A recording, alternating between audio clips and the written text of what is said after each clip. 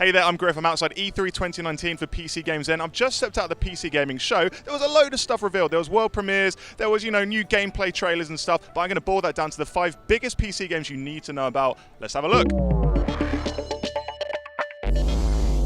Okay, right, I'm going to kick off with my biggest game of the show. Going to get right to it. It's Vampire the Masquerade Bloodlines 2. Now, this is a game, it's set in Seattle. You play a vampire, and you're kind of navigating the tricky world of, civil wars between different vampire factions. Now, at the PC Gaming Show, the developers took to the stage and talked about how you can forge fragile, volatile, mature relationships. Now, I've never had a mature relationship, so I'm looking forward to, hopefully getting one in this game. It's first-person with third-person combat moves. So we saw an awesome bit in the gameplay trailer where someone's having like a fisticuffs fight with someone in the city, and it switches to a third-person bit, and he does like this spinning pirouette and kicks him in the face. Can't wait to do that. So if you want a mature relationship with a vampire and you want to kick him in the face, look out for Vampire the Masquerade Bloodlines 2, early 2020. Okay, next up, I'm going to tell you about my surprise pick of the PC Gaming Show. It's called Midnight Ghost Hunt. Now, Midnight Ghost Hunt is basically a co-op Ghostbusters game with elements of prop hunts. So basically, it's hunters versus ghosts. The hunters go into a house and they have to rummage around and find all the tricky ghosts hiding in, vases, and the ghosts who are hiding in chairs because they can take control of inanimate objects. And meanwhile, the ghosts can fling themselves right at the hunters. So at one point, there's a ghost hiding in a chair. He flings himself right into the hunter's back and he just ragdolls. That looks pretty fun. Now, the hunters have until midnight to find all the ghosts. If they do not, the ghosts return as vengeful spirits, and they're really much more powerful, and they have to get their own back. And the hunters then have to try and survive the ghostly onslaughts.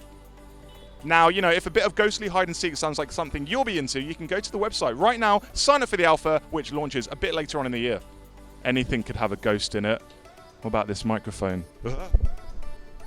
Okay, third up, we have to talk about Shenmue III. I was not prepared to see Shenmue, but we've got a brand new trailer. Not only that, we saw a release date. For the first time, we've got a release date for Shenmue. It's November 19th, which is not far off. Now, the trailer gave us loads of juicy stuff to sink our teeth into, not least a bit of kung fu set to a gorgeous sunset, but we also saw one of Shenmue's traditional on-foot chases. There's a bit where a girl's on a ladder, and one of the dastardly, evil gang people knocks the girl off the ladder, but then our lovely hero catches the girl and gives a little pat on the head. So, well done there, Ryu. I don't know if the cynic in me truly believes we're going to see Shenmue 3 on November 19th, but hey, if not, I'm just going to get my fix by knocking a bunch of, painters off their ladders. Okay, number 4 of the games you need to know about from the PC Gaming Show is Planet Zoo. Now, I'm a bit of an animal fan, and I was on the edge of my seat when I saw those hippos. Not only did we get hippos, we got the wolves, we got the shenanigans. That's not even an animal.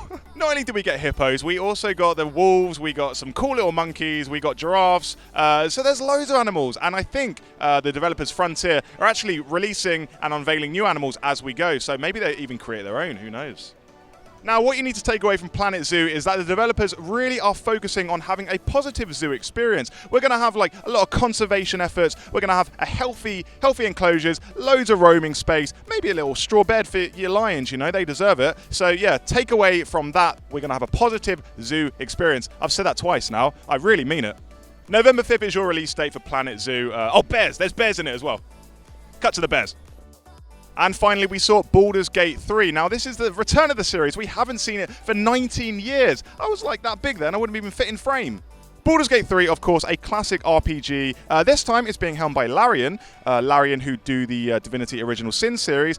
And they said that Baldurs Gate 3 has the same sort of open systems as Divinity. So you can start fights with anyone. You can talk to anyone. You could probably even wear a bucket on your head. So, if it's anything like Divinity, we're probably going to see a range of diverse and colourful characters like this dude.